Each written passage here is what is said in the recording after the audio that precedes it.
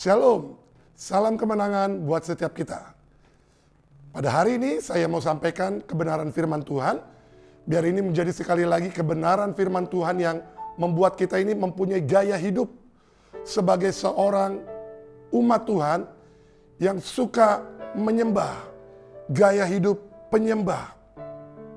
Alkitab mengatakan dalam Yohanes 4 ayat 21 sampai 24, firman Tuhan, kata Yesus kepadanya, "Percayalah kepadaku, hai perempuan, saatnya akan tiba bahwa kamu akan menyembah Bapa bukan di gunung ini dan bukan juga di Yerusalem.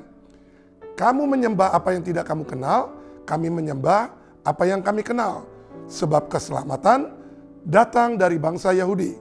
Tetapi saatnya akan datang dan sudah tiba sekarang, bahwa penyembah-penyembah benar akan menyembah Bapa dalam roh dan kebenaran. Sebab Bapa menghendaki penyembah-penyembah demikian. Allah itu roh, dan barang siapa menyembah Dia harus menyembahnya dalam roh dan kebenaran." Saudara, ini memang cerita tentang peristiwa perempuan Samaria. Hari itu dia berjumpa dengan pribadi juru selamat, yaitu Tuhan Yesus. Dan dia mengalami yang namanya pemulihan, keselamatan. Dan satu desa, satu kampung diselamatkan. Dimulai dari perjumpaan dengan Tuhan. Nah, dari kisah ini, saya percaya begini, bahwa setiap hidup kita ini punya panggilan di hadapan Tuhan sebagai penyembah, sebagai orang yang suka berdoa, sebagai orang yang hidupnya melakukan aktivitas hari demi hari, yaitu penyembahan. Dengan kata lain, hidupnya yang dia kerjakan, pekerjaan aktivitasnya adalah penyembahan. Kita sudah pernah dengar istilah, pekerjaanku adalah penyembahanku. Nah, dari cerita ini, saya mau bagikan setidaknya ada 4 hal untuk kita sebagai anak Tuhan, kita harus memiliki pola hidup sebagai penyembah di hadapan Tuhan. Apa saja itu? Yang pertama di sini dikatakan, percayalah kepadaku. Di ayat yang ke-21. Saudara, Tuhan mengajarkan kepada setiap hidup kita bahwa kekristenan adalah hidup karena percaya, bukan karena melihat. Sejauh ini kita percaya bahwa setiap hidup kita ini, waktu kita percaya kepada Tuhan sebagai juru selamat, kepada Tuhan Yesus sebagai Tuhan dan juru selamat, maka hidup kita akan diselamatkan.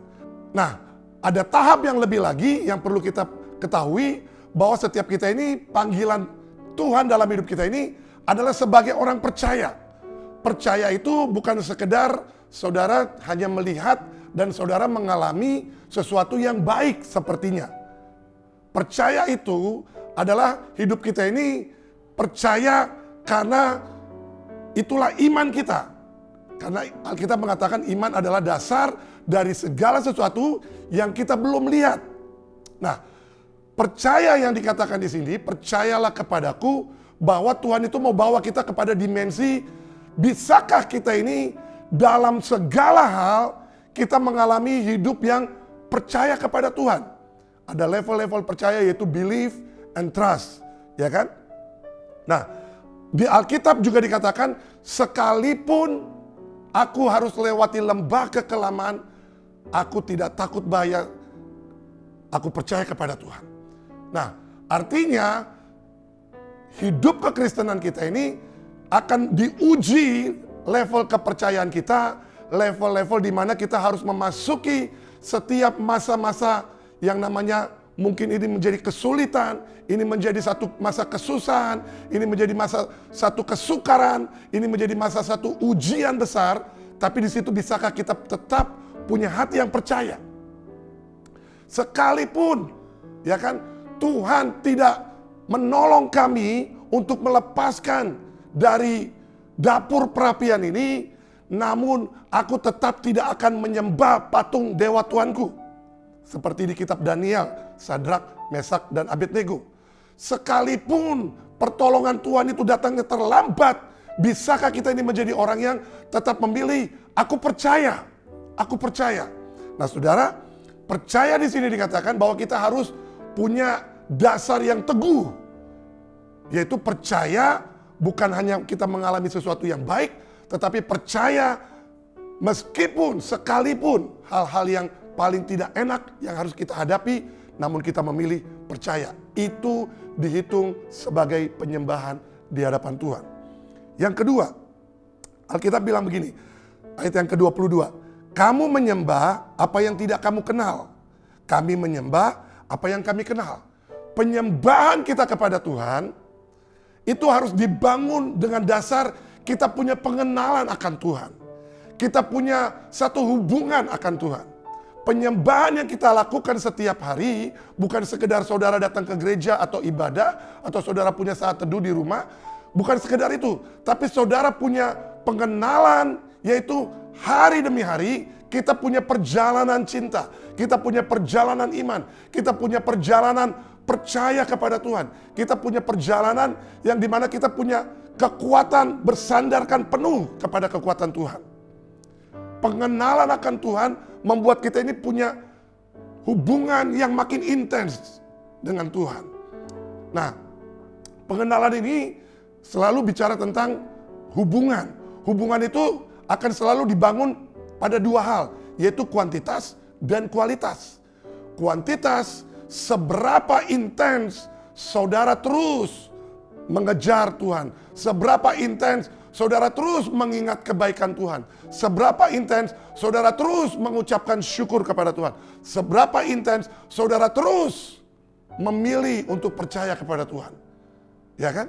Lalu yang kualitas, yaitu bicara tentang apa? Hati kita ini bulat.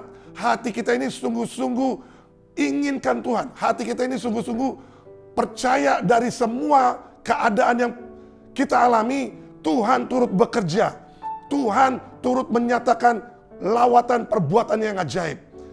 Satu hubungan yang dibangun itu membuat kita ini punya pengenalan akan Tuhan. Oleh karena itu, Alkitab mengatakan pengenalan kita akan Tuhan itu membuat kita ini makin punya pertumbuhan iman. Membuat kita ini punya hati yang bulat percaya, membuat hati kita, membuat hidup kita ini penuh dengan kemenangan gilang gemilang setiap hari. Karena kita tahu destiny saudara dan saya adalah lebih dari pemenang. Lalu yang ketiga, di sini saya catat bahwa ayat yang ke-23. Tetapi saatnya akan datang dan sudah tiba sekarang bahwa penyembah-penyembah benar akan menyembah Bapa dalam roh dan kebenaran. Sebab Bapa menghendaki penyembah-penyembah demikian. Apa yang kita pelajari di sini?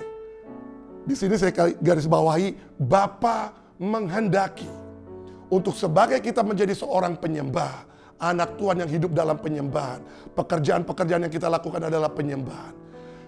Kita harus melatih diri kita. Kita harus menanamkan dalam hidup kita bahwa setiap waktu, setiap hari kita harus punya yang namanya dalam hidup ini kehendak Bapa itu yang menjadi prioritas dalam hidup kita. Mari saudara punya perenungan yang saudara coba untuk cross check dalam hidup saudara, dalam hidup kita semua, bahwa seberapa sering, seberapa lama, seberapa intens setiap hari kita mencari kehendak Bapa. Kita mencari pribadinya, hatinya untuk kita supaya bisa sepanjang hari ini kita berjalan dalam kehendak Bapa. Oleh karena itu, biar ini menjadi bagian pola hidup kita, yaitu menghidupi atau melakukan kehendak Bapa yang hitungannya setiap hari. Bapa mencari orang-orang yang menyembah dalam roh dan kebenaran, sebab itulah yang dikehendaki Bapa. Bapa di surga. Lalu yang keempat, yang saya catat di sini, bahwa dikatakan Allah itu roh, ayat yang ke-24. Allah itu roh, dan barang siapa menyembah Dia harus menyembahnya dalam roh dan kebenaran. Allah itu roh. Roh itu adalah firman. Firman itu adalah bagian pribadi Allah yang kita harus makan, yang harus kita kunyah, yang harus kita renungkan, yang harus kita alami, yang harus kita dalami, yang harus kita lakukan, aplikasikan di dalam kehidupan. Maka hal itu diperhitungkan sebagai kebenaran. Menyembah di dalam kamu harus menyembah dalam roh dan kebenaran. Artinya kamu harus punya dasar firman dan kamu harus punya tindakan, perbuatan, firman yang menjadi bagian yang utuh dalam hidup saudara dan saya. Dan biar firman ini sekali lagi menjadi berkat dan kita percaya Bapa sedang mencari orang-orang yang seperti hidup di dalam kebenaran, hidup di dalam penyembahan. Puji nama Tuhan, Tuhan Yesus memberkati.